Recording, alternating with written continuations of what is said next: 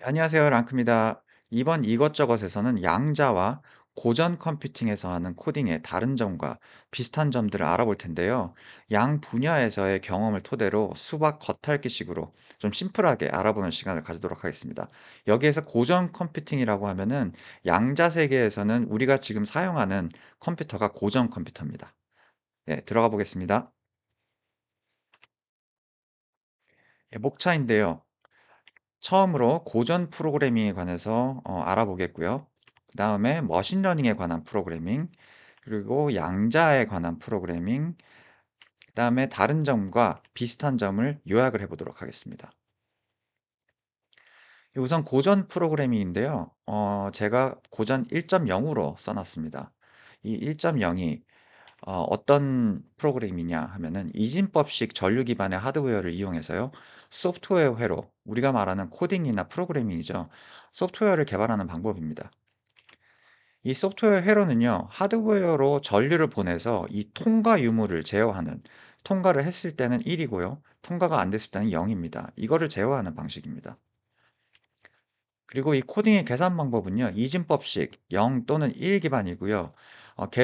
이 계산의 비트 수가 증가함에 따라서 계산의 양을 증가시킬 수가 있습니다. 하지만 비트당 할당할 수 있는 수는요. 한 가지밖에 없습니다. 0 또는 1 밖에 안 되죠. 이게 한계입니다. 그리고 그럼으로써 다수의 변수가 있는 계산은요. 각 변수당 한 가지 값을 넣어서 계산을 실행함으로써 계산의 개수가 아주 많아지게 되죠. 예, 그러면은 머신러닝의 프로그램은 어떨까요? 예, 고전 1.5라고 제가 설명을 드렸는데요.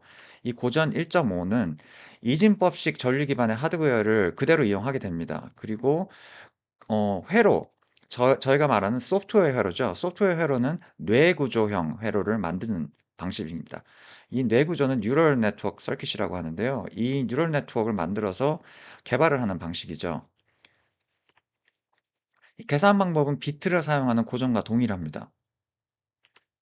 하지만 계산량이 엄청나게 많거든요. 이 방대한 계산량을 병렬식으로 빠르게 처리하거나 소화하기 위해서 CPU, Central Processing Unit이라고 하는데, 이 CPU보다는 GPU, 우리가 말하는 엔비디아 GPU 아시죠? 이 GPU의 코어를 사용하게 됩니다. 엔비디아가 코어가 훨씬 많죠, CPU보다. 그래서 이 코어를 사용하면서 병렬식으로 계산을 하게 됩니다.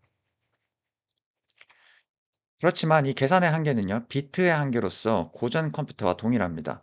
하드웨어가 고전 하드웨어거든요. 이 회로의 개발은 수학적인 요소가 아주 강합니다. 보통 파이썬을 많이 사용하는데요. 이 파이썬의 개발 방식이 선형대 수학이나 미적분학, 통계학 등을 사용하게 되죠. 그러면은 양자 프로그래밍은 무엇일까요? 네, 양자 프로그래밍은요, 양자 역학을 기반으로 큐비트를 제어하는 양자 소프트웨어 회로, 퀀텀 서킷이라고 합니다. 이 양자 소프트웨어 회로를 개발하는 방법입니다.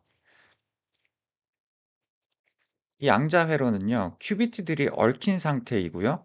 이 큐비트들의 중첩 상태, 0과 1의 방향 확률입니다. 이것을 제어하면서 계산을 하는 방법입니다. 그래서 계산의 결과는요, 큐비트의 최저 에너지 상태에 도달한 후에 얽힘을 이용해서 값들을 반환하게 됩니다. 그래서 하드웨어는 QPU (Quantum Processing Unit)이라는 기기를 사용하는데요. 이게 큐비트를 사용하는 프로세싱 유닛입니다. 그래서 하이브리드로서 GPU나 CPU도 이용이 가능합니다. 이럴 때는 퀀텀, 그러니까 양자 시뮬레이터나 아니면은 뭐 에뮬레이터 이런 것들을 돌려서 양자 계산을 할 수 있는 방법이죠. 더 나아가서는 이 회로, 양자 회로를 보통 파이썬으로 만들게 되는데요. 이거를 모듈화시켜서 CPU나 GPU를 사용하는 다른 프로그램들의 어 라이브러리로 사용이 됩니다. 예, 그래서 이 회로의 개발은요, 주로 수학, 물리학적인 요소가 강합니다. 보통 선형대 수학, 미적분학, 확률론, 통계, 그리고 양자역학, 중요한 양자역학이 들어가죠. 네, 여기까지 간단하게 알아봤는데요. 다른 점이 뭘까요? 다른 점은요. 고전 컴퓨팅에서는 최소 계산 단위가 비트죠. 0 또는 1. 그리고 양자 컴퓨팅에서는 큐빗입니다. 0과 1의 확률적 상태인데요. 저렇게 벡터 형식으로 표현이 되죠. 그리고 하드웨어 같은 경우는 이진법식 전류 기반의 하드웨어고요. 고전 컴퓨팅에서는 양자 컴퓨팅에서는 큐비트를 수용하는 초전도체, 뭐 이온 트랩, 중성 원자, 광자 등의 하드웨어가 사용이 됩니다. 그리고 계산 방식은요. 직렬식입니다. 고전 컴퓨팅에서는 한 번에 한 가지의 계산밖에 못하죠. 그래서 병렬식을 사용하게 되면 코어를 추가해서 사용이 가능합니다. 하지만 양자 컴퓨팅에서는 처음부터 병렬이죠. 한 번에 여러 가지를 계산하게 됩니다. 그래서 더 많은 계산을 병렬식으로 처리를 한다면은 큐비트의 수만 늘어나면 됩니다. 그 계산 단위라는 라고 보면은 고전 컴퓨팅은 숫자나 배열 기반이죠. 보통 배열 기반 같은 경우는 인제 머신러닝에서 더 많이 사용하게 되고, 양자 컴퓨팅에서는 처음부터 벡터 기반이라서 벡터와 배열 기반을 주로 사용하게 됩니다. 근데 주요 코딩 기법은요. 고전 컴퓨팅에서는 뭐 선형대 수학, 전자공학, 통계학, 미적분학 이런 것들을 사용하게 되고요. 양자 컴퓨팅에서는 어 고전 컴퓨팅과 같이 뭐 선형대 수학과 뭐 미적분학, 통계학들이 있지만은 거기에 양자역학, 뭐 확률론 이런 것들이 들어갑니다.